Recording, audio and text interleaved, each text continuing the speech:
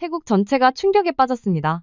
한때 아시아의 신성장 동력이라 불리며 한국과의 긴밀한 협력으로 번영을 누렸던 태국이었지만 지금은 그 모든 것이 한순간에 물거품처럼 사라져버렸습니다. 수많은 젊은이들이 일자리를 잃고 거리로 쏟아져 나오며 정부를 향해 분노의 목소리를 쏟아냈습니다. 그들은 절규하듯 외쳤죠. 우리는 대체 무엇을 믿고 살아야 하는가? 라고 말이죠. 이 모든 혼란의 중심에는 한국이 있었습니다. 태국이 잃은 것은 단순한 일자리가 아니었습니다. 그것은 곧 미래에 대한 희망이었고 수십 년간 쌓아온 신뢰의 탑이 무너지는 순간이었습니다. 그 놀라운 이야기 지금 시작합니다. 저의 이름은 아난입니다. 방콕 대학에서 경제학을 전공하고 있던 평범한 대학생이었어요. 태국의 미래는 그 어느 때보다도 밝아 보였답니다. 거리에는 활기가 넘쳤고 태국 청년들은 미래에 대한 부푼 기대를 안고 있었지요. 저 역시 곧 졸업을 앞두고 있었기에 한국 기업들이 태국에 대규모 투자를 하면서 생겨난 새로운 일자리들을 보며 희망에 가득 차 있었습니다. 특히 기술력으로 세계를 선도하던 한국 기업들은 태국 젊은이들에게 동경의 대상이기도 했습니다. 제 친구들 중에는 이미 한국 기업에 취업이 확정되어 한국으로의 연수를 앞두고 있는 이들도 있었고 모두가 한국과의 협력이 태국의 미래를 밝게 비춰줄 것이라고 굳게 믿고 있었어요. 제 아버지께서도 늘 말씀하셨어요. 한국은 우리 태국을 형제처럼 아끼고 함께 성장하려 한다. 저들의 기술과 자본이 우리 태국을 선진국으로 이끌 것이다 라고 말이죠. 그러나 그 찬란했던 희망의 빛은 불과 몇 달 만에 산산조각이 나고 말았습니다. 어느 날 저는 평소처럼 친구들과 함께 학교 식당에서 점심을 먹고 있었죠. 그때 한 친구가 스마트폰을 보며 경악의 찬 목소리로 외쳤습니다. 한국 기업들이 전부 철수한대. 처음엔 믿을 수 없었습니다. 오보일 거라고 생각했었지요. 하지만 이내 다른 친구들의 스마트폰에도 속보가 뜨기 시작했어요. 한국 기업들, 태국 시장에서 전격 철수, 대규모 투자 프로젝트 전면 중단. 믿기 힘든 기사들이 쏟아져 나왔고 순식간에 식당하는 정적이 흘렀습니다. 모두가 할 말을 잃은 채 충격에 휩싸였던 그때의 기억이 아직도 생생합니다. 그날 이후 태국은 걷잡을 수 없는 혼란의 소용돌이에 빠져들었습니다. 한국 기업들이 철수한 자리에 남은 것은 거대한 공장 건물과 텅 빈 사무실 그리고 깊은 절망감뿐이었어요. 수십만 명에 달하는 태국인 직원들이 하루아침에 일자리를 잃었고 그 여파는 건설, 유통, 서비스 등 모든 산업 분야로 빠르게 확산되었습니다. 거리를 가득 메웠던 상점들은 하나둘씩 문을 닫기 시작했고 활기 넘치던 방콕의 밤거리는 어둠 속에 잠겨갔습니다. 청년들의 실업률은 걷잡을 수 없이 치솟았고 졸업을 앞둔 저와 제 친구들의 희망도 함께 무너져 내리고 말았죠. 희망을 품고 한국어 공부를 하던 친구들은 허탈한 표정으로 더 이상 책을 펴지 않았고 한국 기업에 취업이 확정되었던 친구는 깊은 좌절감에 빠져 매일을 힘들어했습니다. 저희 가족 역시 마찬가지였어요. 제 아버지는 한국 기업과 협력하여 태국 전통공예품을 수출하는 작은 공방을 운영하셨습니다. 아버지께서는 한국 기업과의 협력이 태국 문화를 세계에 알릴 좋은 기회라며 자부심을 가지고 일을 하셨죠. 하지만 한국 기업이 철수하자마자 아버지의 공방은 모든 판로를 잃었고 주문은 끊겨버렸어요. 하루아침에 공방문을 닫아야 할 위기에 처했고 가족의 생계는 막막해졌습니다.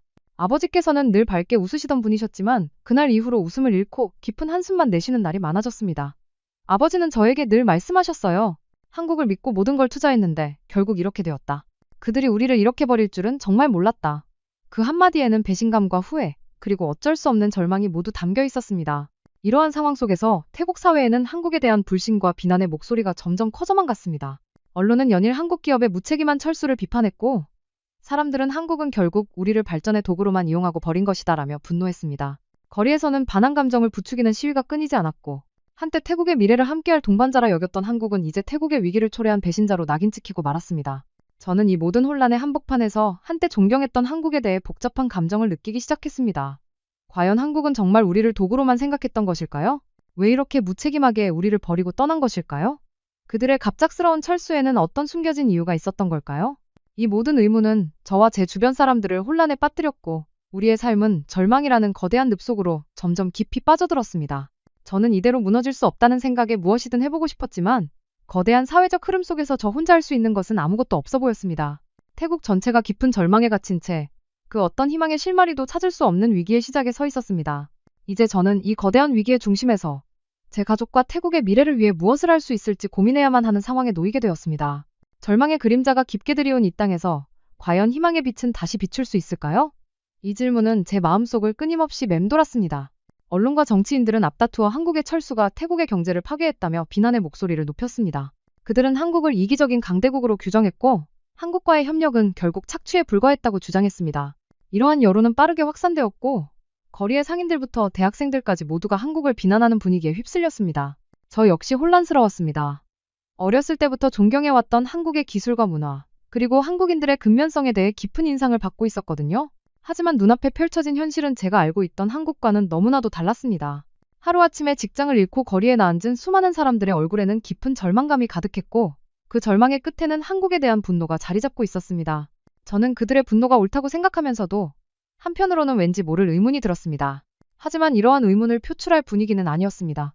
태국 정부에 대한 국민들의 불만은 이미 임계점을 넘어섰고, 특히 왕실 모독죄를 둘러싼 논쟁은 사회 전체를 극심한 갈등으로 몰아넣었습니다. 정부의 경제 정책 실패와 한국 철수 사태에 대한 책임론이 불거지자 정부는 국민들의 비판을 억누르기 위해 왕실 모독죄를 더욱 엄격하게 적용하기 시작했습니다. 이는 젊은 세대를 중심으로 한 자유와 표현의 자유를 옹호하는 시민들과 왕실을 신성시하는 보수 세력 간의 첨예한 대립을 불러왔습니다. 제가 속해 있던 대학 커뮤니티 역시 이러한 갈등에서 자유롭지 못했습니다. 저의 친구 중 한 명인 마이는 늘 한국과의 협력을 통해 태국이 발전해야 한다고 주장하던 친구였어요. 마이는 한국 기업들이 태국에서 철수한 이유가 단순히 경제적인 문제가 아니라 태국 내부의 불안정한 정치 상황과 경직된 사회 분위기 때문이라고 목소리를 높였습니다. 그는 한국 기업들은 단순히 돈만 벌러 온 것이 아니었다. 그들은 태국의 지속 가능한 발전을 원했고 이를 위해 안정된 사회 시스템을 필요로 했던 것이다. 라고 말했어요. 하지만 그의 주장은 대부분의 친구들에게 외면당했습니다. 친구들은 마이의 말이 마치 한국을 옹호하는 것처럼 들린다고 생각했어요. 마이와 저를 비롯한 일부 학생들은 한국과의 관계 회복을 주장하며 공개 토론을 열고자 했습니다. 우리는 한국이 태국을 떠날 수밖에 없었던 이유를 냉정하게 분석하고 앞으로 태국이 나아가야 할 방향에 대해 함께 고민해야 한다고 생각했어요. 그러나 우리의 시도는 곧 거대한 벽에 부딪히게 되었습니다. 대학 당국은 현 사회 분위기상 민감한 주제를 다루는 것은 위험하다며 우리의 토론회를 불허했습니다. 심지어 일부 보수적인 교수님들께서는 우리를 나라의 혼란을 부추기는 불순 세력으로 규정하며 비난하기도 했죠. 마이는 이러한 압력에도 굴하지 않았습니다. 그는 직접 SNS를 통해 한국 기업들이 태국에 투자했던 수많은 사회공헌 프로젝트들과 현지 직원들을 위해 제공했던 교육 기회들을 하나하나 기록하며 진실을 알리려고 노력했습니다. 한국은 우리가 그들을 믿고 따를 때 진심으로 우리를 돕고 있었다. 우리가 그들의 진심을 외면하고 편견으로 바라보았기 때문에 결국 그들이 우리를 떠난 것이다 라고 그는 썼습니다. 하지만 그의 글은 오히려 더 큰 비난을 불러왔습니다. 한국의 스파이, 매국노라는 악의적인 댓글들이 쏟아졌고 마이는 극심한 심리적 고통을 겪어야 했습니다. 이러한 상황 속에서 저와 마이는 점점 고립되어 갔습니다. 한때 저희와 함께 미래를 꿈꾸던 친구들은 더 이상 저희와 대화를 나누려 하지 않았고 한국 기업에 취직했던 친구들은 한국과의 인연을 지우려 노력하며 저희를 멀리했습니다. 저는 이 모든 상황이 너무나도 답답하고 절망스러웠어요. 사회 전체가 한쪽으로만 쏠려가는 거대한 흐름 속에서 저와 마이의 작은 목소리는 아무런 힘도 발휘하지 못했습니다. 아버지께서도 마이의 행동을 걱정하며 저에게 조심하라고 당부하셨습니다. 아난, 지금은 조용히 있어야 할 때다. 네가 아무리 옳다고 생각해도 이 거대한 파도에 맞서다가는 너마저 위험해질 수 있다라고 말하셨어요. 저는 아버지의 말씀을 이해하면서도 이대로 침묵하는 것이 과연 옳은 일인지 스스로에게 끊임없이 되물었습니다. 한국에 대한 불신과 오해의 늪이 점점 깊어지는 가운데 우리는 진실을 외면한 채 절망 속에서 헤매고 있었죠. 그때 저는 문득 아버지의 공방에서 일하던 피차이 삼촌의 말이 떠올랐습니다. 한국 기업과 가장 가까이에서 일했던 그는 늘 한국인들은 참 정이 많은 사람들이다. 그들은 우리를 단순한 노동자로 생각하지 않고 함께 일하는 동료로 존중해 주었다고 말했었습니다. 그 말을 되새길수록 저는 현재 태국 사회의 분위기가 진실을 왜곡하고 있다는 확신을 가질 수밖에 없었습니다. 이 모든 혼란의 원인은 과연 한국에만 있었던 것일까요? 아니면 우리 내부에 있었던 문제들을 외면한 채 한국만을 희생양으로 삼고 있는 것은 아닐까요? 이러한 의문은 제 마음속에서 꺼지지 않는 불씨가 되어 저를 끊임없이 괴롭혔습니다. 태국 사회는 한국을 향한 분노와 불신으로 가득 차 있었지만 저는 그 불신 뒤에 숨겨진 진실을 찾아야만 한다는 강한 충동을 느꼈습니다. 하지만 어떻게, 어디서부터 시작해야 할지 알 수 없었습니다. 저는 거대한 갈등의 소용돌이 속에서 방향을 잃고 헤매는 작은 배와 같았습니다. 태국 전역을 휩쓴 한국에 대한 불신과 분노의 물결 속에서 저는 점점 더 깊은 좌절감에 빠져들었습니다. 아버지의 공방은 이미 문을 닫았고 저의 미래는 불투명해졌어요. 마이와 저의 작은 외침은 거대한 사회적 목소리에 묻혀버렸고 저희는 결국 침묵할 수밖에 없었습니다. 거리에는 반정부 시위와 반한 시위가 뒤섞여 매일같이 혼란스러운 풍경이 펼쳐졌고 저는 더 이상 희망이라는 단어를 입에 담을 수 없게 되었습니다. 그때 한 줄기 빛과도 같은 소식이 들려왔습니다. 놀랍게도 태국에 아직 철수하지 않은 한국 기업이 하나 남아있다는 소문이었어요. 처음엔 믿지 않았습니다. 모든 한국 기업들이 약속이라도 한 것처럼 일제히 태국을 떠났는데 혼자서만 남아있다는 건 말이 안 된다고 생각했죠. 하지만 소문은 점점 구체적인 형태로 퍼져나갔고 결국 한 작은 신문사의 기사를 통해 그 사실이 확인되었습니다. 방콕 외곽의 한 외진 곳에 자리한 작은 제조업체. 그 기업은 한국 본사의 철수 명령을 유일하게 거부하고 버티고 있었어요. 이 소식은 태국 사회에 작은 파문을 일으켰습니다. 모두가 한국을 비난하는 상황에서 유일하게 남은 이 기업의 존재는 태국인들에게 혼란스러움과 동시에 왠지 모를 기대감을 안겨주었죠. 저는 이 소식을 접하자마자 마이에게 달려갔습니다. 그는 이미 그 소식을 알고 있었고 저와 같은 호기심을 가지고 있었어요. 아난, 이건 뭔가 달라. 왜 그들만 남았을까? 분명히 이유가 있을 거야. 라고 마이가 흥분된 목소리로 말했습니다. 저희는 이것이 진실을 파헤칠 절호의 기회라고 생각했어요. 모든 언론과 사람들이 한국의 철수를 비난할 때 우리는 이 기업을 통해 다른 관점에서 사태를 바라볼 수 있을 거라고 기대했지요. 다음 날 아침 저희는 직접 그 기업을 찾아가기로 결심했습니다. 그곳은 정말로 작고 소박한 기업이었어요. 거대한 공장들이 즐비했던 예전의 풍경과는 달리 이곳은 마치 오랜 세월 그 자리를 지켜온 고목처럼 굳건하게 서 있었습니다. 기업의 문 앞에는 우리는 약속을 지키겠습니다. 라는 문구가 태국어와 한국어로 함께 적혀 있었는데 그 문구를 본 순간 저는 가슴속에서 왠지 모를 뜨거운 감정을 느꼈습니다. 기업 안으로 들어가자 한국인 책임자로 보이는 중년의 남성이 저희를 맞이해 주었어요. 그는 저희를 경계하기는커녕 따뜻한 미소로 맞아주었고 저희의 방문 목적을 묻지도 않고 차 한 잔을 내어주었습니다. 그는 저희에게 담담하게 이야기를 시작했습니다. 한국 본사에서는 이미 몇 달 전에 철수 명령이 내려왔다고 했어요. 하지만 그는 그 명령을 따를 수 없었다고 합니다. 이유를 묻자 그는 조용히 공장 안을 가리켰습니다. 그곳에는 젊은 태국인 직원들이 조립라인에서 부품을 조립하고 있었는데 그들의 얼굴에는 절망감 대신 희망과 활기가 가득했습니다. 그는 이들은 나의 가족과도 같습니다. 우리는 함께 이 회사를 세웠고 함께 땀을 흘렸습니다. 갑작스러운 철수 명령은 이들의 삶을 송두리째 흔들어 놓는 일입니다. 저는 그럴 수 없었습니다. 라고 말했어요. 그는 본사로부터 수없이 많은 압박과 질책을 받았지만 현지 직원들과의 약속을 지키는 것이 더 중요하다고 생각했다고 합니다. 이 이야기를 들은 저는 큰 충격을 받았습니다. 온 태국이 한국을 향해 불신과 분노를 쏟아낼 때 바로 이곳에서는 한국인 한 명이 태국 직원들을 위해 자신의 모든 것을 걸고 싸우고 있었다니 믿을 수 없는 이야기였습니다. 그는 단순한 이윤 추구를 넘어 인간적인 약속과 신뢰를 지키기 위해 고군분투하고 있었던 것이죠. 하지만 그의 행동은 태국 사회의 분위기 속에서 더 큰 오해를 불러일으키는 씨앗이 되기도 했습니다. 저희가 그 기업을 방문하고 돌아온 지 며칠 지나지 않아 보수 언론에서는 한국 기업의 위장 전술, 태국 시장을 다시 장악하려는 교활한 꼼수라며 그 기업을 맹비난하기 시작했습니다. 그들은 그의 순수한 의도를 왜곡하고 그를 태국의 경제를 파괴하려는 한국의 첩자로 몰아갔습니다. 이러한 비난 속에서 그 한국 기업은 심각한 위기에 직면하게 됩니다. 태국 정부의 압력과 함께 은행에서는 대출 상환을 독촉하기 시작했고 부품 납품업체들도 거래를 끊겠다고 통보해왔습니다. 외부의 압력은 점점 더 거세졌고 심지어 공장 주변에서는 시위가 벌어져 공장 운영이 마비되는 지경에 이르렀습니다. 저는 이 모든 상황을 보며 분노와 무력감을 동시에 느꼈습니다. 진실은 철저하게 외면당하고 거짓과 선동만이 판을 치는 현실이 너무나도 잔인하게 다가왔죠. 한 줄기 희망의 빛이라고 생각했던 그 한국 기업의 존재는 오히려 태국 사회의 고질적인 문제들을 더욱 극명하게 드러내는 계기가 되어버렸습니다. 마이는 이러한 상황을 보며 좌절하지 않았어요. 오히려 더욱 굳건한 의지를 다졌습니다.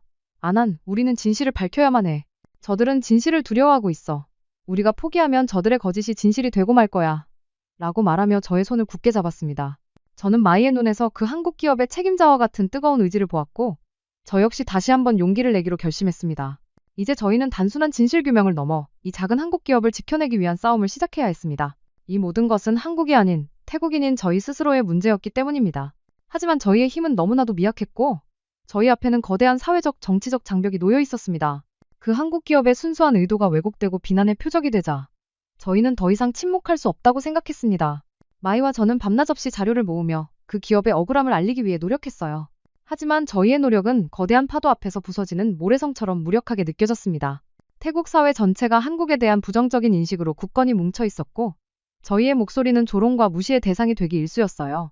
마침내 그 작은 기업을 향한 압박이 극에 달했을 때 결정적인 위기가 발생하고 말았습니다. 태국 정부는 기업 활동의 투명성을 강화한다는 명분 아래 그 기업에 대한 전면적인 세무조사를 시작했습니다. 이는 명백한 정치적 압박이었어요. 세무조사관들은 공장에 들이닥쳐 서류를 샅샅이 뒤졌고 직원들을 상대로 압박성 조사를 이어갔습니다. 심지어 기업이 현지 직원들에게 제공했던 복지 혜택과 교육 프로그램을 불법적인 자금 유용으로 몰아가려는 움직임까지 보였죠. 이 과정에서 한때 그 기업을 자랑스러워하던 태국인 직원들조차 흔들리기 시작했습니다. 정부의 막강한 압력과 외부의 비난을 견디지 못하고 몇몇 직원이 결국 사표를 제출하고 떠나가는 모습을 지켜봐야 했어요. 가장 큰 문제는 바로 자금난이었습니다. 태국 정부와 유착된 대형 은행들이 일제히 기업의 대출 상환을 독촉하기 시작했고 부품 납품업체들은 거래를 끊었습니다. 순식간에 기업은 자금줄이 끊겨버렸고 정상적인 공장 운영은 불가능해졌어요. 그 한국인 책임자는 사비를 털어 직원들의 월급을 주고 부품 대금을 지불하려 했지만 역부족이었습니다. 그는 깊은 고민에 빠진 채 저와 마이를 찾아왔어요. 그의 얼굴에는 절망과 미안함, 그리고 억울함이 뒤섞여 있었죠. 도대체 우리가 무엇을 잘못한 것인지 모르겠습니다. 우리는 그저 약속을 지키려 했을 뿐인데 왜 이렇게까지 해야 하는 건가요? 그의 한숨 섞인 목소리는 저의 가슴을 찢어놓는 듯했습니다. 저는 이 모든 상황이 너무나도 불합리하다고 생각했어요. 한 기업의 순수한 의지와 약속이 국가적 위기라는 거대한 명분 아래 짓밟히고 있었습니다. 저는 어떻게든 이 위기를 막아야 한다고 생각했지만 저와 마이가 가진 힘은 너무나도 미약했습니다. 저희는 소셜미디어를 통해 이 기업의 진정성을 알리려고 했지만 그럴수록 저희를 향한 비난과 조롱의 목소리만 더욱 커져갔어요. 한국인의 편에 서서 우리 태국을 팔아먹으려는 자들, 이라는 비난이 쏟아졌고 심지어 저희 가족에게까지 위협적인 메시지가 전해져 저는 더 이상 용기를 내기가 어려워졌습니다.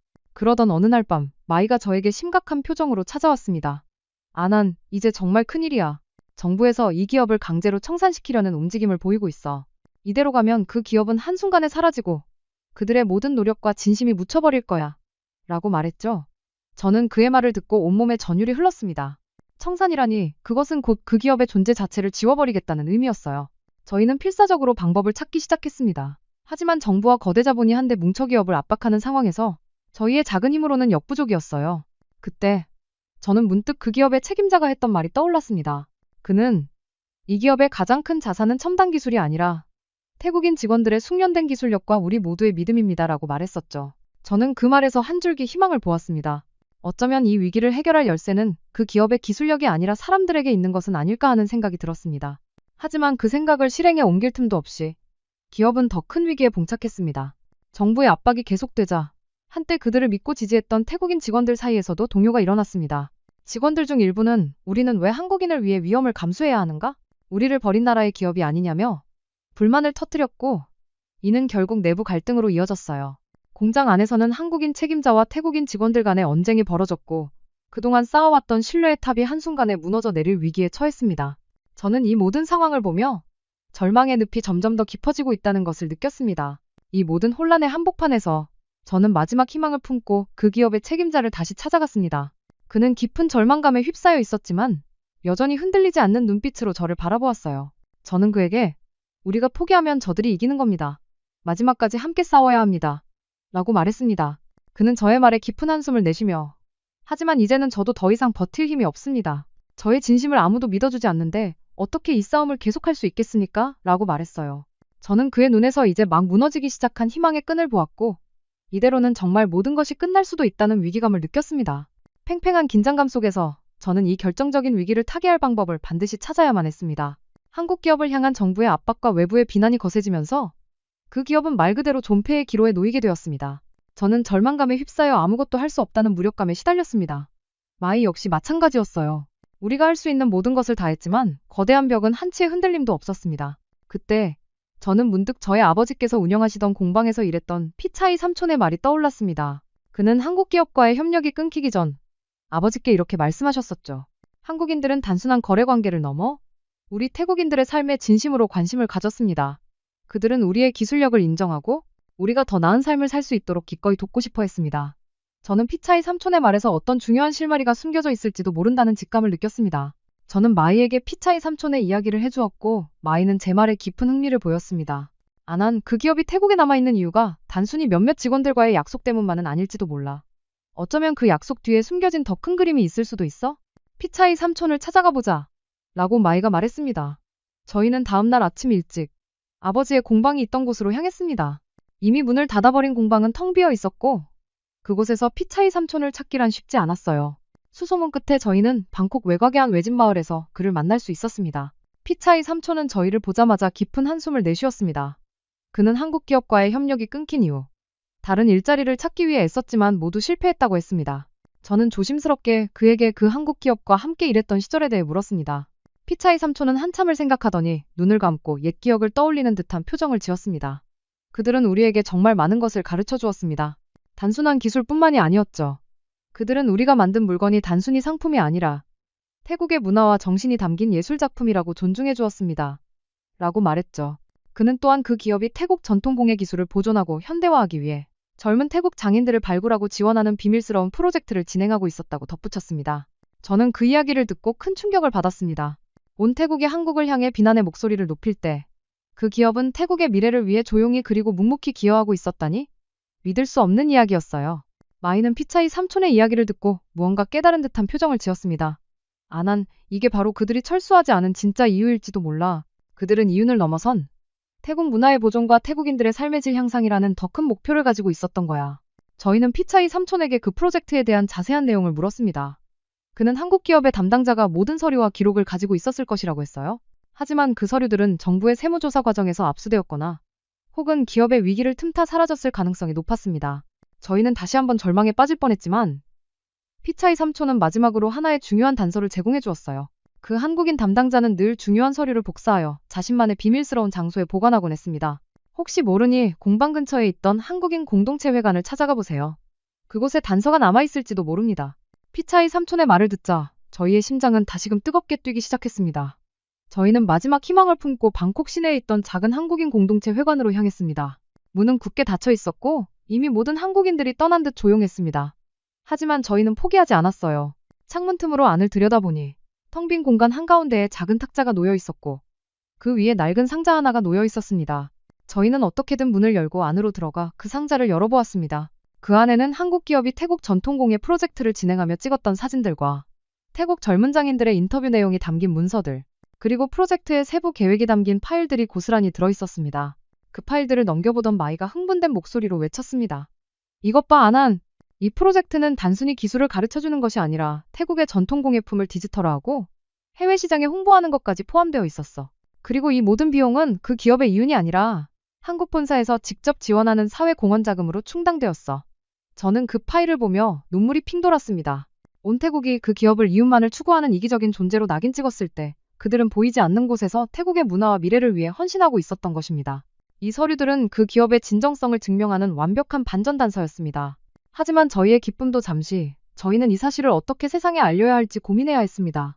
이미 대부분의 언론은 정부의 입김 아래 있었고 저희의 목소리는 여전히 작고 힘이 없었습니다. 이 귀중한 자료들을 공개했다가는 저희마저 위험에 처할 수 있는 상황이었죠. 하지만 저는 더 이상 주저할 수 없다고 생각했습니다. 이대로 침묵한다면 진실은 영원히 묻히고 말 것이라고 믿었기 때문입니다. 마이와 저는 이 자료를 세상에 알릴 방법을 찾기로 결심했습니다. 이제 저희는 그동안 팽배했던 한국에 대한 오해를 바로잡고 태국 사회를 뒤흔들 거대한 진실을 밝혀낼 준비를 마쳐야만 했습니다. 우리가 찾아낸 자료들은 단순한 문서 조각들이 아니었습니다. 그것은 태국 사회 전체를 뒤흔들 만한 폭발적인 진실을 담고 있는 한국 기업의 진심을 증명하는 결정적인 증거였어요. 저희는 이 자료를 어떻게 세상에 알려야 할지 밤낮없이 고민했습니다. 공신력 있는 언론사는 이미 정부와 기득권의 입김 아래 있었고 저희 같은 평범한 대학생의 목소리는 곧바로 묻힐 것이 뻔했기 때문이죠. 하지만 저희는 포기하지 않았어요. 마침내 저희는 한때 마이의 글을 비난했던 친구들에게 이 자료를 보여주기로 결심했습니다. 그들이 진실을 외면하더라도 최소한 그들의 마음속에 작은 씨앗이라도 뿌려야 한다고 생각했기 때문입니다. 저희는 조심스럽게 친구들을 모아 그 자료들을 보여주었습니다. 처음에는 아무도 믿으려 하지 않았어요. 저건 조작된 자료일 거야. 한국 기업이 태국을 속이려고 만든 가짜 서류일지도 몰라와 같은 반응이 대부분이었습니다. 저와 마이는 그런 친구들의 반응에 실망하지 않고 자료 하나하나를 차근차근 설명해 주었습니다. 특히 태국 전통공예품을 디지털화하고 해외 시장에 홍보하려는 구체적인 계획과 그 비용이 한국 본사의 사회공헌 자금에서 나왔다는 명확한 증거들을 제시하자 친구들의 얼굴에는 점점 혼란스러운 표정이 번져나갔습니다. 가장 먼저 태도 변화를 보인 것은 폰이라는 친구였어요. 그는 한때 마이를 매국노라고 비난했던 친구 중 한 명이었죠. 폰은 자료들을 꼼꼼히 살피더니 깊은 한숨을 내쉬며 말했습니다. 말도 안 돼. 우리가 그동안 믿고 있었던 모든 것이 거짓이었다니. 그의 목소리에는 분노보다는 충격과 배신감이 더 크게 느껴졌습니다. 그는 한때 그 한국 기업에 취직하기를 희망했지만 기업 철수 후 가장 먼저 반한 감정에 휩쓸렸던 친구였습니다. 그는 이제 자신이 비난했던 그 한국 기업이 사실은 태국의 미래를 위해 헌신하고 있었다는 사실을 깨닫고 깊은 죄책감과 혼란에 빠진 듯 보였습니다. 폰의 동요는 다른 친구들에게도 빠르게 전염되었습니다. 한때 확신에 차서 한국을 비난하던 친구들은 이제 서로의 눈치를 보며 침묵을 지키기 시작했어요. 그들의 마음속에는 한국에 대한 불신과 자신들이 믿어왔던 진실이 사실은 거짓이었다는 충격이 충돌하며 거대한 균열을 일으키고 있었던 것입니다. 한 친구는 떨리는 목소리로 그럼 우리 정부와 언론은 왜 이런 사실을 숨겼던 걸까? 왜 우리에게 거짓말을 한 걸까? 라고 물었습니다. 이 질문은 모든 친구들의 마음속에 깊은 의문을 남겼고 그들의 내면은 거대한 혼란의 소용돌이에 휩싸이게 되었습니다. 이러한 내면의 동요는 결국 저희에게 힘을 실어주었어요. 폰은 저희에게 이 자료를 가지고 함께 싸우겠다고 말했고 다른 친구들 역시 저희를 돕겠다는 의사를 밝혔습니다. 저희는 더 이상 혼자가 아니었어요. 작은 모임이었지만 이제 저희의 목소리는 이전보다 훨씬 더 큰 울림을 가질 수 있게 되었습니다. 저희는 이 자료를 바탕으로 태국 사회의 진실을 알리기 위한 구체적인 계획을 세우기 시작했습니다. 저희는 소셜미디어를 통해 이 자료들을 익명으로 공개하고 동시에 태국 내에서 영향력 있는 젊은 지식인들에게도 이 사실을 알리기로 했습니다. 하지만 저희의 행동이 기득권층의 눈에 띄는 것은 시간 문제였어요. 저희의 움직임이 조금씩 퍼져나가자 저희를 비난했던 보수 언론들은 저희를 사회 분열을 조장하는 선동가로 몰아가기 시작했습니다. 특히 마이는 왕실모독죄와 관련된 논쟁에 대해 소신 발언을 했었기 때문에 그를 향한 공격은 더욱 거셌습니다. 저희는 심리적 압박과 함께 신변의 위협까지 느껴야 하는 상황에 처하게 되었죠. 진실을 밝히는 것은 저희가 예상했던 것보다 훨씬 더 위험하고 힘든 일이었습니다. 그럼에도 불구하고 저희는 멈추지 않았습니다. 저희의 행동은 태국 사회의 젊은 층 사이에서 서서히 파문을 일으켰어요. 소셜미디어를 통해 퍼져나간 자료들은 빠르게 공유되었고 많은 젊은이들이 저희처럼 혼란과 의문에 빠지기 시작했습니다. 우리가 그동안 한국에 대해 너무 쉽게 비난한 것은 아닐까? 과연 이 모든 혼란의 책임이 정말 한국에만 있는 것일까? 와 같은 질문들이 쏟아져 나왔습니다. 이러한 분위기는 그동안 정부의 일방적인 주장만을 믿어왔던 태국 사회의 거대한 균열을 일으키는 시발점이 되었습니다. 특히 한 젊은 언론인이 저희의 자료에 깊은 관심을 보였습니다. 그는 저희를 찾아와 이 자료들의 진위 여부를 직접 확인하고 이 사태에 대한 심층적인 취재를 시작하겠다고 약속했습니다. 저는 그의 눈빛에서 확신과 진정성을 보았고 저희가 드디어 진실을 세상에 알릴 수 있는 통로를 찾았다고 생각했어요. 하지만 동시에 걱정스러운 마음도 들었습니다. 이 젊은 언론인 역시 기득권의 압력에서 자유로울 수 없을 것이기 때문입니다. 저희의 작은 움직임이 이제 태국 사회 전체의 거대한 갈등을 불러오는 도화선이 될 수도 있다는 것을 직감했습니다. 이 모든 상황 속에서 저는 깊은 내적 갈등을 겪어야 했습니다. 과연 저희의 행동이 옳은 일일까요? 이로 인해 더 큰 혼란과 희생이 발생하는 것은 아닐까요? 하지만 저는 곧 마음을 다잡았습니다. 진실을 외면한 채 절망 속에 머무는 것보다 진실을 위해 싸우다 좌절하는 것이 훨씬 더 의미 있는 일이라고 생각했기 때문입니다. 이제 저희는 그동안 굳건했던 한국에 대한 불신의 벽을 허물고 태국 사회 전체를 경악과 혼란에 빠뜨릴 준비를 마쳐야만 했습니다. 저희가 발견한 자료는 태국 사회에 작은 불씨를 던졌지만 그 불씨가 거대한 불길이 되기까지는 넘어야 할 산이 많았습니다. 특히 기득권층의 압력은 상상 이상이었고 진실을 향한 저희의 발걸음은 심리적, 물리적 압박에 시달려야 했죠. 정부는 저희를 직접적으로 탄압하지는 않았지만 저희가 다니던 학교 당국을 통해 은밀한 압력을 행사했습니다. 저희의 지도 교수님은 저희를 불러 너희의 행동이 학교의 명예를 실추시키고 있다며 경고했고 정부의 뜻을 거스르다가는 너희의 학업생활뿐만 아니라 미래까지도 위협받을 수 있다고 말씀하셨어요. 저는 교수님의 말씀에서 걱정과 함께 어쩔 수 없는 무력감을 느꼈습니다. 마이는 이러한 압력에 굴하지 않았습니다. 그는 오히려 더욱 거침없이 진실을 외쳤고 이 사태의 본질이 한국에 대한 비난이 아니라 태국 내부의 고질적인 문제에 있다는 것을 강조했습니다. 우리는 왜 진실을 마주하기보다 눈앞의 희생양을 찾는 데 급급한가? 그의 목소리는 점점 더 많은 젊은이들의 공감을 얻기 시작했고 저희를 지지하는 사람들의 숫자는 점점 늘어났습니다. 하지만 그럴수록 정부와 기득권층은 저희를 더욱 위험한 존재로 인식했고 저희를 향한 비난은 더욱 노골적으로 변해갔어요. 가장 큰 문제는 바로 그 한국 기업의 내부에서 발생했습니다. 저희가 찾아낸 자료들이 외부로 알려지면서 태국인 직원들은 처음에는 놀라움과 함께 안도감을 느꼈습니다. 그들은 자신들이 일했던 기업이 단순한 이윤 추구가 아닌 더 큰 가치를 위해 노력하고 있었다는 사실에 깊은 감동을 받았죠. 하지만 그 감동도 잠시 정부의 압박이 계속되자 직원들은 극심한 심리적 압박에 시달려야 했습니다. 그들은 동료들에게 우리는 이 한국 기업을 옹호하다가 직장을 잃고 사회에서 매장당할지도 모른다며 불안감을 토로했어요. 이로 인해 직원들 사이에서는 한국 기업을 지지하는 그룹과 현실적인 어려움을 이유로 떠나야 한다고 주장하는 그룹으로 나뉘어 갈등이 심화되기 시작했습니다. 저는 이 모든 상황을 지켜보며 깊은 슬픔을 느꼈습니다. 한때 한마음 한뜻으로 기업을 지켜내려 했던 이들이 정부의 압력이라는 거대한 외부 요인에 의해 분열되는 모습을 보는 것은 정말 괴로운 일이었어요. 특히 한국인 책임자는 직원들의 이러한 갈등을 보며 가장 큰 고통을 느꼈을 겁니다. 그는 직원들을 설득하기 위해 매일 밤마다 그들을 찾아갔고 우리가 함께 지켜낸 이 기업은 단순한 일터가 아니다. 이것은 우리의 자부심이고 우리 모두의 약속이다라고 말했습니다. 하지만 그의 진심은 이미 깊어진 불신과 불안감의 벽을 넘지 못하고 있었죠. 이러한 내부적인 갈등은 그 기업의 위기를 더욱 심화시켰습니다. 직원들의 동요로 인해 생산성은 급격히 떨어졌고 이는 곧 재정난을 더욱 악화시키는 결과를 초래했습니다. 한편 저희를 돕겠다던 젊은 언론인 역시 기득권의 압력을 받기 시작했어요. 그의 언론사는 그에게 너무 민감한 주제를 다루지 말라며 경고했고, 결국 그는 저희에게 더 이상 이 사건을 깊게 취재하기는 어려울 것 같다는 절망적인 소식을 전해왔습니다. 저희는 진실을 세상에 알릴 수 있는 유일한 창구마저 잃게 될 위기에 놓이게 된 것이죠. 저는 이 모든 상황 속에서 과연 진실이 힘을 가질 수 있는가? 라는 근본적인 질문에 직면해야 했습니다. 저희가 찾아낸 자료들은 명백한 진실을 담고 있었지만 그 진실을 외면하려는 거대한 힘 앞에서 저희의 노력은 한없이 초라해 보였어요. 마이는 저에게 아난, 이게 바로 우리가 싸워야 할 진짜 이유야. 진실이 힘을 잃어버린 사회에서는 아무것도 제대로 돌아가지 않아. 우리는 이 싸움에서 이겨야만 해라고 말했지만 저는 이미 깊은 회의감에 빠져 있었습니다. 과연 저희가 이길 수 있을까요? 아니, 과연 이 싸움이 끝이 있기는 한 걸까요? 그때 저는 문득 아버지의 공방에서 일했던 피차이 삼촌이 마지막으로 했던 말이 떠올랐습니다. 한국인들은 단순한 거래 관계를 넘어 우리 태국인들의 삶에 진심으로 관심을 가졌습니다.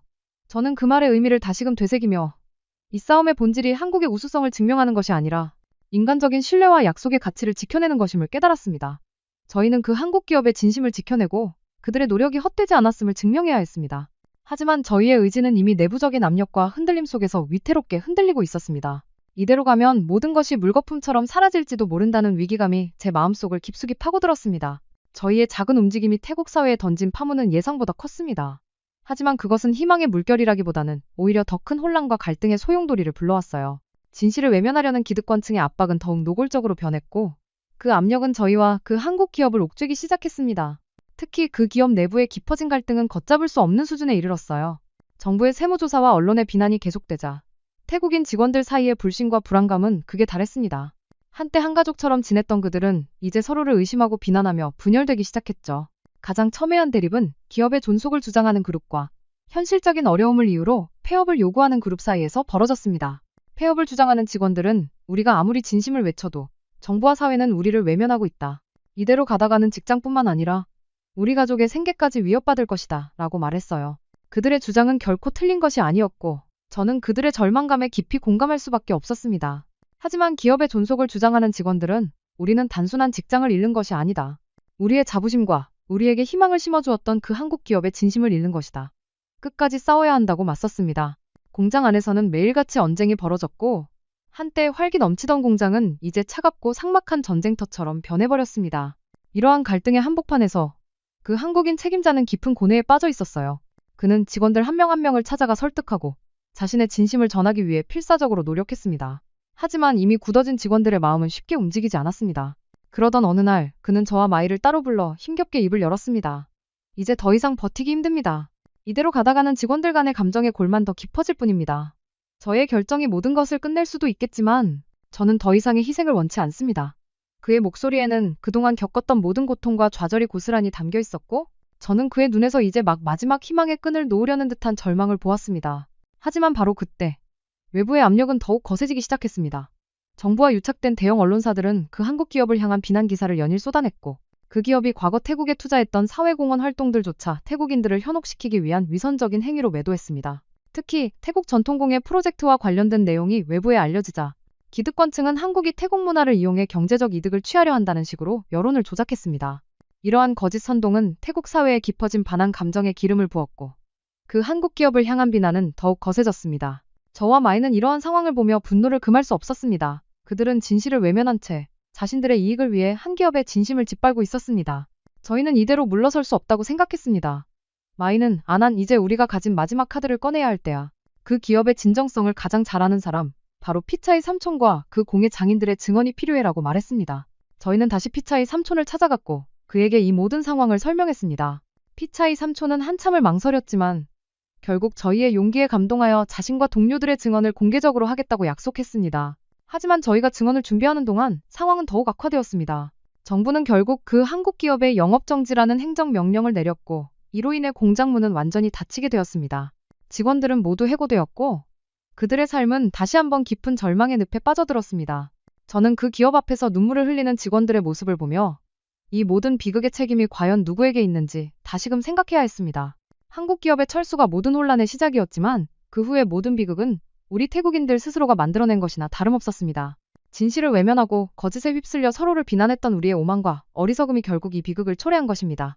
이 모든 절망적인 상황 속에서 저는 이제 더 이상 주저할 수 없다고 생각했습니다. 이대로 무너진다면 진실은 영원히 묻히고 말 것이며 저희가 찾았던 모든 증거들은 아무런 의미를 갖지 못할 것입니다. 저희는 이 모든 고통과 절망 속에서 마지막 희망을 품고 거대한 진실을 향한 마지막 발걸음을 내딛기로 결심했습니다. 이제 저희 앞에는 그동안 굳건히 쌓아왔던 거짓의 탑을 무너뜨리고 진정한 정의를 바로 세워야 하는 무거운 과제가 놓여 있었습니다. 그 한국 기업의 영업 정지 명령이 내려지자 저는 망연자실할 수밖에 없었습니다. 한때 희망의 빛이었던 그 기업은 이제 태국 사회에서 완전히 지워질 위기에 처했고 그들의 진심은 영원히 묻히고 말 것 같았죠. 마이는 이 모든 상황에 분노하며 이것은 정의가 아니다. 우리는 이대로 물러설 수 없어. 라고 외쳤습니다. 저희는 마지막 희망을 걸고 피차이 삼촌과 그가 이끌던 태국 전통공예 장인들의 증언을 세상에 알리기로 결심했습니다. 하지만 이마저도 쉽지 않았어요. 이미 정부는 저희의 움직임을 감시하고 있었고 저희가 어떤 행동을 하든 즉시 막아설 것이 분명했기 때문이죠. 저희는 조용히 그리고 치밀하게 계획을 세웠습니다. 먼저 마이의 친구들 중 컴퓨터 공학을 전공하는 친구의 도움을 받아 저희가 확보한 모든 자료를 온라인에 익명으로 업로드하는 작업을 진행했어요. 그리고 동시에 피차이 삼촌과 장인들을 인터뷰하여 그들의 증언을 영상으로 기록했습니다. 저희는 이 모든 자료를 한꺼번에 공개함으로써 정부가 여론을 통제할 틈을 주지 않으려고 했죠. 하지만 이 계획은 생각지도 못한 변수로 인해 위기를 맞게 됩니다. 그 기업의 영업 정지 명령이 내려진 지 며칠 후 저는 한 통의 전화를 받았습니다. 전화를 건 사람은 그 기업의 한국인 책임자였어요. 그의 목소리는 잔뜩 떨리고 있었습니다. 아난 큰일 났습니다. 제가 맡아 운영하던 사회공헌재단의 보육시설에 문제가 생겼습니다. 아이들 중 몇 명이 갑자기 고열에 시달리는데 지역병원에서는 치료가 어렵다고 합니다. 혹시 도와줄 방법을 찾을 수 있을까요? 저는 그의 말을 듣고 온몸에 전율이 흘렀습니다. 그 기업이 철수 명령에도 불구하고 태국에 남았던 이유 중 하나가 바로 그 보육시설 때문이었던 것입니다. 모든 한국 기업들이 떠나면서 후원도 끊겨 보육시설은 존폐의 기로에 놓였고 그가 사비를 털어 운영하고 있었던 것이었죠. 하지만 이제는 더 이상 버티기 힘든 상황이 된 것입니다. 저는 마이에게 이 사실을 알렸고 저희는 곧바로 그 보육시설로 달려갔습니다. 보육시설은 방콕 외곽의 한 외진 곳에 자리하고 있었는데 열악한 환경 속에서도 아이들은 밝게 웃고 있었어요. 하지만 지금은 몇몇 아이들이 고열과 통증에 시달리며 힘들어하고 있었습니다. 그 한국인 책임자는 아이들을 보며 발을 동동 구르고 있었죠. 그는 이미 여러 병원에 도움을 요청했지만 정부의 압력 때문인지 모두 거절당했다고 했습니다. 상황은 점점 더 긴박해졌고 아이들의 상태는 눈에 띄게 악화되고 있었어요. 마이는 다급하게 자신의 친구들 중 의대생 친구에게 연락을 취했습니다. 친구는 즉시 보육시설로 달려와 아이들의 상태를 진단했고 이건 단순한 열병이 아니야. 빨리 상급 병원으로 옮겨야 해. 이대로 두면 생명이 위험할 수도 있어 라고 말했습니다. 하지만 저희는 그 어떤 병원에도 도움을 요청할 수 없었습니다. 정부의 압력이 너무나도 강력했기 때문이었죠. 저는 절망에 빠진 채 그 한국인 책임자에게 죄송합니다. 저희가 할 수 있는 일이 아무것도 없는 것 같습니다. 라고 말했습니다. 그때 그 한국인 책임자는 조용히 저를 바라보며 말했어요. 아난, 저에게 마지막으로 부탁 하나만 들어주시겠습니까? 제 친구 중에 한국의 한 대학병원에서 일하는 의사가 있습니다. 그 친구에게 아이들의 상태를 설명하고 화상으로라도 진단을 받아볼 수 있을까요? 저는 그의 말에 일말의 희망을 느꼈습니다. 저희는 곧바로 화상통화를 연결했고 한국에 있는 의사는 아이들의 상태를 꼼꼼하게 살폈습니다. 한국인 책임자는 떨리는 목소리로 아이들의 증상을 자세하게 설명했어요. 통화 내내 한국 의사의 얼굴은 심각한 표정으로 굳어져 있었죠. 화상통화가 끝난 후 한국 의사는 잠시 침묵하더니 저희에게 충격적인 말을 전했습니다. 이것은 단순한 열병이 아니라 태국 내에서 발생한 특정 바이러스에 의한 감염일 가능성이 높습니다. 이 바이러스는 확산 속도가 매우 빠르고 적절한 치료가 이루어지지 않으면 치명적일 수 있습니다. 하지만 저희 병원에서 이 바이러스에 대한 연구를 진행하고 있었고 저희가 개발한 치료제가 효과가 있을 가능성이 높습니다. 저는 그의 말을 듣고 큰 충격을 받았습니다. 온 태국이 한국을 향해 불신을 쏟아낼 때 한국은 오히려 태국에서 발생하는 바이러스에 대한 연구를 진행하고 있었다니 믿기 힘든 이야기였습니다. 저는 그 한국인 책임자를 바라보았어요. 그는 조용히 고개를 끄덕이며 맞습니다. 저희 기업이 태국에 남았던 또 다른 이유는 이 바이러스에 대한 연구를 현지에서 지원하기 위함이었습니다. 이 모든 기록이 저희가 가지고 있던 서류들에 담겨 있습니다. 라고 말했습니다. 하지만 문제는 이제부터였습니다. 한국의 치료제를 태국으로 들여오려면 태국 정부의 허가를 받아야 했는데 저희는 정부와 첨예하게 대립하고 있었기 때문이죠. 게다가 정부는 이 바이러스의 존재를 은폐하고 있었기 때문에 저희가 이 사실을 공개적으로 알렸다가는 더 큰 혼란이 발생할 수도 있었습니다. 아이들의 생명이 위태로운 상황에서 저희는 진실을 밝히는 것과 아이들의 목숨을 살리는 것 사이에서 선택의 기로에 놓이게 되었습니다. 모든 것이 무너져 내릴 것 같았던 절망의 순간, 저희는 이제 이 모든 위기를 극복하고 진정한 정의를 바로 세워야 하는 무거운 과제에 직면하게 되었습니다. 아이들의 생명이 위태로운 상황에서 저는 선택의 기로에 놓이게 되었습니다. 진실을 세상에 공개하여 정부와 싸울 것인가? 아니면 아이들의 목숨을 살리기 위해 침묵하고 정부에 협조할 것인가? 이 모든 것은 한국이 아닌 우리 태국인들 스스로가 해결해야 할 문제였어요. 하지만 그때 그 한국인 책임자가 저희에게 충격적인 제안을 해왔습니다. 아남마이, 이 모든 것을 세상에 알려주십시오. 그리고 저희가 태국에서 진행했던 모든 사회 공헌 활동과 바이러스 연구에 대한 자료를 모두 공개하십시오. 저희는 더 이상 숨길 것이 없습니다. 하지만 아이들을 위해 한 가지만 약속해 주십시오. 한국의 치료제를 태국으로 가져와 아이들을 치료할 수 있도록 태국 정부의 허가를 받아주십시오. 저는 이것만이 제가 태국에 남았던 마지막 이유를 증명하는 길이라고 생각합니다. 저는 그의 말에 깊은 감동을 받았습니다. 그는 자신의 진심이 왜곡되고 기업의 존립이 위태로운 상황에서도 오로지 아이들의 생명과 태국의 미래만을 생각하고 있었던 것입니다. 그는 한국인으로서의 자부심을 가지고 진정한 인도주의적 가치를 실현하고자 했던 것이죠. 저는 그의 제안을 받아들이기로 결심했습니다. 저희는 그와 함께 밤샘 작업을 하며 그가 태국에서 진행했던 모든 활동에 대한 자료를 정리했습니다. 태국 전통공예 프로젝트, 보육시설 지원, 그리고 무엇보다도 태국에서만 발생하는 바이러스에 대한 연구 기록까지 모든 것이 담겨 있었죠. 이 자료들은 그동안 태국 사회가 한국에 대해 가졌던 모든 오해와 불신을 완벽하게 무너뜨릴 수 있는 강력한 증거들이었어요. 저와 마이는 이 자료들을 들고 저희를 도와주었던 젊은 언론인을 다시 찾아갔습니다. 그는 저희가 가져온 자료들을 보고 경악을 금치 못했습니다. 믿을 수가 없습니다. 한국 기업이 철수한 이유가 단순히 경제적인 문제가 아니었다니. 그들은 보이지 않는 곳에서 태국의 미래를 위해 헌신하고 있었군요. 그는 자신의 언론사에서 이 사실을 보도할 수 없다는 것을 알면서도 저희를 돕기 위해 최선을 다하겠다고 약속했습니다. 그는 이 자료들을 익명으로 국제적인 언론사에 제보했고 며칠 뒤 한 유력 외신에서 이 모든 진실에 대한 심층 보도가 터져나왔습니다. 이 보도는 태국 사회에 엄청난 파장을 불러일으켰습니다. 그동안 정부와 기득권층의 일방적인 주장만을 믿어왔던 태국 국민들은 충격에 휩싸였습니다. 그들은 자신들이 비난했던 한국 기업이 사실은 태국 문화의 보존과 바이러스 연구를 위해 헌신하고 있었다는 사실에 경악했어요. 특히 아이들을 살리기 위해 자신의 모든 것을 걸었던 그 한국인 책임자의 이야기는 많은 태국인들의 눈시울을 붉히게 만들었습니다.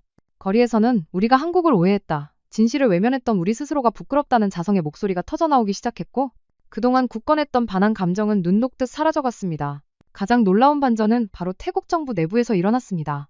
국제적인 언론 보도로 인해 진실이 만천하에 드러나자 정부는 더 이상 이 사실을 은폐할 수 없게 되었어요. 특히 바이러스 감염으로 인해 아이들이 위독하다는 사실이 알려지자 국민들의 분노는 정부를 향했습니다. 국민의 생명을 담보로 정치적 이익을 취하려 했다는 비판이 쏟아졌고 결국 정부는 백기를 들 수밖에 없었습니다. 그들은 공식적으로 한국에 대한 오해를 인정하고 사과했으며 한국의 치료제를 긴급하게 태국으로 들여오는 것을 허가했습니다.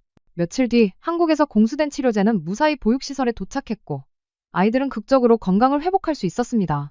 이 모든 기적은 그 한국 기업의 책임자가 태국에 남겨두었던 마지막 희망 덕분이었죠. 저는 아이들이 웃음을 되찾는 모습을 보며 한국의 진정한 힘이 무엇인지 깨달았습니다. 그것은 단순한 경제력이나 기술력이 아니라 인간적인 연대와 따뜻한 마음, 그리고 진정한 책임감에 있었던 것입니다. 한국은 태국이 어려운 상황에 처했을 때 결코 태국을 버리지 않았고 오히려 보이지 않는 곳에서 태국의 미래를 위해 헌신하고 있었던 것입니다. 이 모든 사건을 통해 태국 사회는 완벽한 반전을 맞이했습니다. 그동안 한국에 대해 가졌던 모든 불신과 오만함은 존경과 감사로 바뀌었고 태국 국민들은 진정한 협력의 가치를 다시금 깨닫게 되었어요. 이제 저희 앞에는 과거의 실수를 바로잡고 한국과 함께 새로운 미래를 만들어가야 하는 무거운 과제가 놓여 있었습니다. 저희는 이 모든 사건의 진실을 태국 사회에 널리 알리고 더 이상 같은 실수를 반복하지 않기 위해 노력해야 했습니다. 진실이 밝혀지고 아이들이 기적적으로 회복하면서 태국 사회는 거대한 충격과 함께 깊은 자기반성에 빠져들었습니다. 저는 이 모든 과정을 가장 가까이에서 지켜보며 제 마음속에 자리 잡고 있던 불신과 절망이 점차 희망과 존경심으로 바뀌는 것을 느낄 수 있었어요. 한때 제가 가졌던 한국에 대한 오만하고 편협한 시선, 그리고 이 모든 위기가 오로지 한국의 무책임함 때문이라고 생각했던 제 자신이 너무나도 부끄러웠습니다. 특히 저의 아버지께서는 이 모든 소식을 접하시고는 한동안 아무 말씀도 하지 않으셨습니다. 늘 밝게 웃으시던 분이셨지만 한국 기업이 떠난 이후 깊은 한숨만 내쉬던 아버지셨기에 저는 아버지의 침묵이 더욱 무겁게 다가왔어요. 그러던 어느 날 아버지께서 저를 조용히 부르셨습니다. 아나나, 그동안 내가 얼마나 어리석었는지 모르겠다. 나는 그저 눈앞에 보이는 이익만 좇았고 우리를 도와주던 한국인들의 진심을 알아보지 못했어. 그들은 우리의 기술을 존중해주고 우리의 문화를 보존하려 했는데 나는 그들의 노력을 단순히 돈으로만 계산했으니 아버지의 목소리는 떨리고 있었고 저는 아버지의 눈가에서 흐르는 눈물을 보았습니다. 아버지의 눈물은 단순히 사업의 실패에 대한 아쉬움이 아니라 진심을 외면하고 자신들의 편협한 생각에 갇혔던 것에 대한 깊은 후회와 반성의 눈물이었습니다. 마찬가지로 마이를 매국노라고 비난했던 친구 폰은 저를 찾아와 진심으로 사과했어요. 아난, 마이, 정말 미안해. 나는 그저 사회가 말하는 대로만 생각했고 내 스스로 진실을 찾아보려는 노력조차 하지 않았어. 너희가 그동안 얼마나 힘들었을지 생각하면 내가 했던 말들이 너무나도 후회돼. 폰의 진심 어린 사과는 저희의 마음을 울렸고 저희는 그를 따뜻하게 안아주었습니다. 폰의 내면 전화는 다른 친구들에게도 영향을 미쳤고 한때 저희를 멀리했던 친구들은 이제 저희를 찾아와 함께 이 사태를 해결하기 위한 방법을 고민하기 시작했습니다. 그들의 눈빛에는 더 이상 불신이나 분노가 아닌 진실을 바로 세우고자 하는 강한 의지가 담겨 있었습니다. 이러한 내면의 전환은 태국 사회 전체에서 서서히 일어나기 시작했어요. 젊은이들을 중심으로 시작된 자성의 목소리는 거대한 파도가 되어 태국 전역을 휩쓸었습니다. 소셜미디어에는 우리가 한국을 오해했다는 해시태그가 유행처럼 번져나갔고 많은 사람들이 그동안 한국에 대해 가졌던 부정적인 인식을 솔직하게 고백하며 반성하는 글들을 올렸습니다. 특히 그 한국 기업의 직원들은 이 모든 진실이 밝혀진 후 가장 먼저 깊은 후회와 함께 감사함을 표현했어요. 그들은 자신들이 불안감에 휩싸여 한국인 책임자의 진심을 외면하고 흔들렸던 것에 대해 용서를 구했고 다시 한번 그와 함께 기업을 재건하겠다는 의지를 다졌습니다. 저는 이 모든 과정을 지켜보며 한 가지 중요한 사실을 깨달았습니다. 진정한 힘은 억압과 통제에서 나오는 것이 아니라 진실과 신뢰, 그리고 인간적인 존중에서 나온다는 것입니다. 한국은 태국에 막대한 경제적 지원을 해주고도 이 모든 진실이 외면당하는 상황에서도 묵묵히 자신들의 할 일을 했어요. 그들은 태국 사회의 혼란을 해결하기 위해 자신들의 이익을 희생했고 결국 그들의 진심은 거대한 위기 속에서 빛을 발하며 태국 사회의 인식을 완전히 바꾸어 놓았습니다. 이러한 내면의 전환은 저와 마이에게도 새로운 희망을 안겨주었습니다. 저희는 이제 단순히 진실을 밝히는 것을 넘어 과거의 실수를 반복하지 않기 위해 무엇을 해야 할지 고민하기 시작했어요. 저희는 태국 사회가 한국과의 관계를 재정립하고 진정한 파트너로서 함께 미래를 만들어가기 위한 방법을 모색해야 한다고 생각했습니다. 더 이상 한국을 도움을 주는 나라가 아닌 함께 성장하는 동반자로 인식하고 존중해야 한다는 것을 깨달았죠. 이 모든 내면의 변화는 저의 삶의 방향을 완전히 바꾸어 놓았고 저는 이제 태국의 미래를 위해 무엇을 할 수 있을지 진지하게 고민하게 되었습니다. 태국 사회 전체에 불어닥친 내면의 전환은 단순한 감정적 동요에 그치지 않았습니다. 저희가 찾아낸 진실은 이제 공식적인 절차를 통해 세상에 낱낱이 공개되어야만 했어요. 저희는 그동안 모아두었던 모든 자료들을 체계적으로 정리하여 한국 기업 철수 사태에 대한 진실 보고서를 작성하기 시작했습니다. 이 보고서에는 한국 기업의 철수 배경에 대한 저희의 분석, 태국 전통공예 프로젝트와 바이러스 연구에 대한 구체적인 증거, 그리고 태국 정부와 기득권층이 진실을 은폐하려 했던 정황 등이 모두 담겨 있었습니다. 저희는 이 모든 것을 객관적이고 논리적인 형식으로 정리하여 그 누구도 반박할 수 없는 완벽한 보고서를 만들어야 했습니다. 이 과정에서 가장 큰 도움을 준 것은 그 한국인 책임자였습니다. 그는 저희에게 기업 내부의 회계 자료와 본사와의 통신 기록 등 저희가 알 수 없었던 중요한 정보들을 제공해 주었어요. 특히 그가 본사의 철수 명령을 거부하고 태국에 남기로 결심했던 순간의 진심이 담긴 이메일은 저의 마음을 다시 한번 깊이 울렸습니다. 그는 태국인 직원들과의 약속을 지키기 위해 자신의 경력을 걸었고 심지어 본사로부터 해고 통보를 받을 각오까지 했었던 것입니다. 이 모든 증거들은 그가 단순한 사업가가 아니라 인간적인 신뢰와 약속을 가장 중요하게 생각하는 진정한 리더였음을 증명하고 있었어요. 저와 마이는 완성된 보고서를 들고 저희를 도와주었던 젊은 언론인을 다시 찾아갔습니다. 그는 저희의 보고서를 보고 한참 동안 말을 잇지 못했습니다. 이것은 단순한 보고서가 아닙니다. 이것은 진실의 역사입니다. 저는 이 모든 것을 제 목숨을 걸고라도 세상에 알리겠습니다.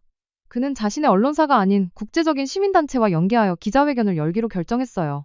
그리고 이 기자회견에 저희와 피차이 삼촌, 그리고 그 한국 기업의 직원들을 모두 참석시켜 진실을 직접 증언하도록 계획했습니다. 그는 이것만이 진실을 가장 강력하고 효과적으로 전달할 수 있는 방법이라고 생각했던 것이죠. 기자회견 당일 현장에는 수많은 국내외 기자들이 몰려들었습니다. 태국 국민들 역시 실시간으로 기자회견을 지켜보고 있었어요. 기자회견의 첫 순서는 저희가 작성한 진실보고서를 발표하는 것이었습니다. 저는 떨리는 목소리로 보고서의 내용을 차근차근 발표했습니다. 한국 기업이 철수했던 진짜 이유, 그리고 그들이 태국에 남아 보이지 않는 곳에서 태국 문화와 국민들의 삶을 위해 헌신했던 내용들을 모두에게 전달했어요. 특히 태국 바이러스에 대한 연구를 지원하고 있었다는 사실이 공개되자 기자회견장은 충격과 놀라움으로 술렁였습니다. 이어서 피차이 삼촌이 직접 무대에 올랐습니다. 그는 자신의 눈으로 보고 경험했던 한국 기업의 진심을 증언했어요. 그들은 우리를 단순한 노동자가 아니라 태국의 문화를 이어가는 장인이라고 존중해 주었습니다. 그들의 도움 덕분에 우리 태국의 전통 공예 기술이 사라지지 않고 이어질 수 있었습니다. 그의 진심 어린 증언은 많은 사람들의 심금을 울렸습니다. 그리고 마지막으로 그 한국 기업의 책임자가 마이크를 잡았어요. 그는 떨리는 목소리로 저희는 태국을 사랑합니다. 저희의 진심이 오해받아 슬펐지만 결국 이렇게 진실이 밝혀져서 다행입니다. 저희는 태국 국민들과 함께 다시 일어서고 싶습니다. 라고 말하며 눈물을 보였습니다. 저희의 기자회견은 큰 파장을 불러일으켰습니다. 특히 국제개발기구들은 한국의 태국 바이러스 연구 지원 사례에 깊은 관심을 보였습니다. 그들은 한국이 보이지 않는 곳에서 태국의 보건 문제 해결을 위해 헌신하고 있었다는 사실에 경탄하며 한국을 개발협력의 새로운 파트너로 주목하기 시작했어요. 한 개발기구의 책임자는 공식 석상에서 이렇게 말하기도 했습니다. 한국의 사례는 모든 개발도상국에 중요한 교훈을 줍니다. 진정한 협력은 일방적인 원조가 아니라 상대방의 자존감을 존중하고 함께 미래를 만들어가는 것입니다. 한국은 그 모범을 보여주었습니다. 이 발언은 전 세계적으로 큰 반향을 일으켰고 한국의 국제적 위상은 이전과는 비교할 수 없을 만큼 높아졌습니다. 저는 이 모든 소식을 접하면서 한때 저희가 무시하고 오해했던 한국의 진정한 힘이 무엇인지 다시금 깨달았습니다. 그것은 결코 거대한 자본이나 군사력이 아니었어요. 그것은 바로 인간적인 존중과 공동체를 위한 헌신, 그리고 진실을 향한 용기였습니다. 한국 기업은 태국 사회의 불신과 오해 속에서도 묵묵히 자신들의 가치를 지켜냈고 결국 그 진심은 거대한 위기를 극복하는 힘이 되어 돌아왔습니다. 저는 이 모든 과정을 통해 한국과의 진정한 힘은 국민들의 마음속에 있는 도덕적 가치와 신뢰에서 나온다는 것을 배웠습니다. 이러한 국제사회의 반응은 태국 정부에도 큰 압박으로 작용했습니다. 그들은 더 이상 진실을 은폐하거나 여론을 조작할 수 없다는 것을 깨달았고 결국 공식적인 사과와 함께 한국과의 관계를 회복하겠다는 의사를 표명했습니다. 한때 한국을 비난했던 언론들은 이제 한국의 진심을 칭송하는 기사들을 쏟아냈고 태국 국민들은 자신들이 가졌던 오만에 대해 깊이 반성하는 시간을 가졌습니다.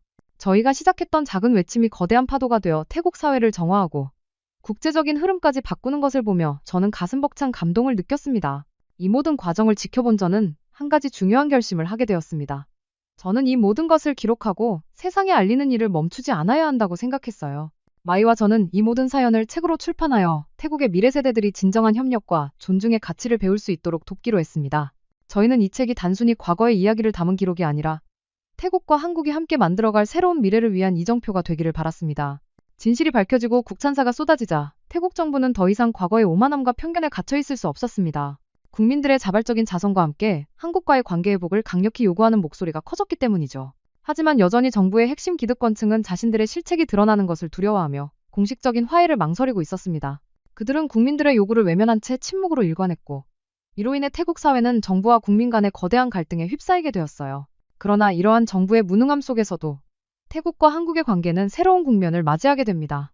그 한국 기업의 책임자는 태국 정부의 공식적인 요청 없이도 자신들의 이익을 초월한 새로운 제안을 내놓았습니다. 그는 한국의 여러 민간 기업들과 협력하여 태국의 전통공예 장인들을 위한 자금과 기술을 지원하는 민간 차원의 협력 프로젝트를 시작하겠다고 발표했습니다. 또한 태국 바이러스 연구를 위한 비영리 연구소를 설립하고 국제보건기구와 연계하여 태국 의료진을 위한 교육 프로그램을 지원하겠다는 파격적인 제안을 내놓았죠. 이 모든 것은 태국 정부의 허가나 도움 없이도 오로지 한국의 순수한 의지와 태국인들을 향한 진심으로 이루어진 것이었습니다. 저와 마이 역시 이 중요한 프로젝트에 함께하게 되었습니다. 저희는 젊은 세대의 대표로서 이 프로젝트의 홍보와 운영을 돕는 역할을 맡았어요. 저희는 이 모든 과정을 통해 단순히 경제적인 이익만을 추구하는 것이 아니라 태국 사회의 지속 가능한 발전을 위한 협력 모델을 제시했습니다. 특히 저희는 한국 기업이 보이지 않는 곳에서 진행했던 태국 전통 공예 프로젝트와 태국 바이러스 연구의 중요성을 강조하며 이러한 인도주의적 협력이 앞으로 태국과 한국 관계의 핵심이 되어야 한다고 주장했습니다. 한국의 많은 민간 기업들은 이 프로젝트에 적극적으로 참여 의사를 밝혔고 태국 전통 공예장인들과 의료진들에게는 다시 한번 희망의 빛이 비추기 시작했습니다. 저는 이 모든 과정을 보며 가슴 벅찬 감동을 느꼈습니다. 한국은 태국이 가장 어려운 시기에 정부의 반응과 관계없이 진정한 도움의 손길을 내밀어 주었습니다. 그들은 태국의 자존심을 짓밟지 않고 오히려 태국인 스스로가 다시 일어설 수 있는 기회를 주었습니다. 이로 인해 태국과 한국의 관계는 단순한 국가 간의 관계를 넘어 진정한 신뢰와 우정으로 맺어진 끈끈한 관계로 발전할 수 있게 되었습니다. 태국 정부는 민간 차원에서 이루어지는 이러한 협력 프로젝트를 보며 깊은 당혹감과 함께 위기감을 느꼈습니다. 국민들은 정부의 무능함을 비판하며 한국과의 공식적인 관계 회복을 더욱 강력하게 요구했어요. 한때 한국의 철수를 비난했던 그들은 이제 한국의 진심에 감동하며 정부가 나서서 한국과의 관계를 재정립해야 한다고 목소리를 높였습니다. 아버지께서도 다시 공방의 문을 열고 한국 민간 기업과의 협력을 통해 새로운 공예품을 만들 수 있게 되자 기쁨을 감추지 못하셨어요. 이 모든 과정을 통해 저는 제가 그동안 가졌던 모든 편견과 오해를 완전히 씻어낼 수 있었습니다. 그리고 마이와 저는 단순히 진실을 밝히는 것을 넘어 태국과 한국의 새로운 미래를 만들어가는 데 기여했다는 것에 깊은 보람을 느꼈습니다. 이제 저희 앞에는 과거의 실수를 교훈 삼아 두 나라의 끈끈한 협력 관계를 더욱 발전시켜 나가야 하는 중요한 과제가 놓여 있었습니다. 그로부터 얼마의 시간이 흘렀지만 태국은 아직 과거의 위기에서 완전히 벗어나지는 못했어요. 여전히 높은 청년 실업률과 불안정한 사회 분위기는 태국 사회에 깊은 상처로 남아 있었습니다. 하지만 절망의 늪에 빠져있던 태국 국민들의 마음속에는 한 줄기 희망의 빛이 싹트고 있었죠. 진실의 힘을 믿고 나아가는 용기를 얻었기 때문입니다. 저는 이 모든 변화의 한가운데서 저의 삶이 얼마나 크게 바뀌었는지 깨달을 수 있었어요.